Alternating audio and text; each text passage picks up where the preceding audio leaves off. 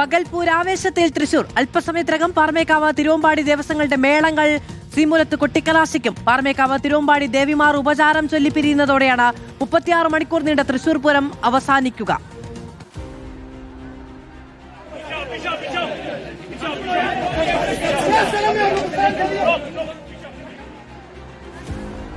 അർജുൻ മട്ടന്നൂർ വിവരങ്ങളുമായി പൂരനഗരിയിൽ നിന്ന് നമ്മളോടൊപ്പം ചേരുകയാണ്. അർജുൻ, പകൽപൂരത്തിന്റെ പൊലിമ എത്രത്തോളം?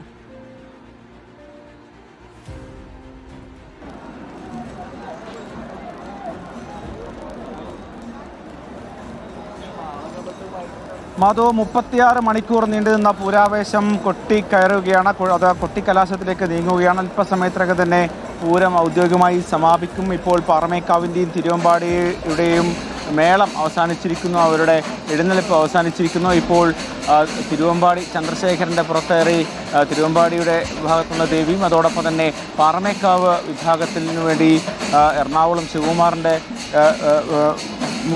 മുകളിലേറി ഇപ്പോൾ പാറമേക്കാവ് ദേവിയും ഇപ്പോൾ അല്പസമയത്തിനകം തന്നെ ശ്രീമൂലസ്ഥാനത്തേക്ക് എത്തും. ഇവിടെ വെച്ച ഉപചാരം ചൊല്ലി പിരിയുന്നതോടുകൂടി പൂരം അവസാനിക്കുകയാണ്. സാധാരണ പകൽപൂരത്തിന് ശേഷം വെടിക്കെട്ടുണ്ടാകാറുണ്ട്. പക്ഷേ ഇത്തവണ പ്രത്യേക സാഹചര്യം കണക്കിലെടുത്ത് വെടിക്കെട്ട് പൂർണ്ണമായും ഒഴിവാക്കിയിട്ടുണ്ട്. അതുകൊണ്ട് തന്നെ ഏതാണ്ട് 12:30യോടുകൂടി ശ്രീമൂലസ്ഥാനത്തേക്ക് ഇരു ആനകളും എത്തും, ഇരു ദേവികളും എത്തും, ദേവിമാരും എത്തി.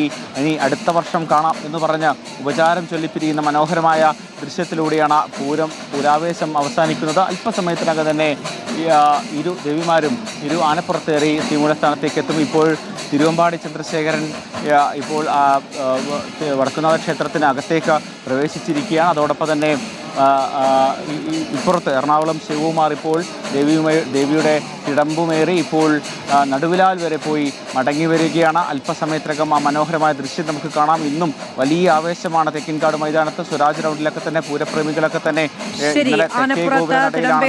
ദേവിമാർ പരസ്പരം ഉപചാരം ചൊല്ലി പിരിയുന്നതോടുകൂടിയാണ് 36 മണിക്കൂർ നീണ്ട തൃശൂർ പൂരത്തിന്റെ ചടങ്ങുകൾക്ക് ഔദ്യോഗികമായി സമാപനമാവുക. അർജുൻ മട്ടന്നൂരാണ് വിവരങ്ങൾ നൽകിയത്.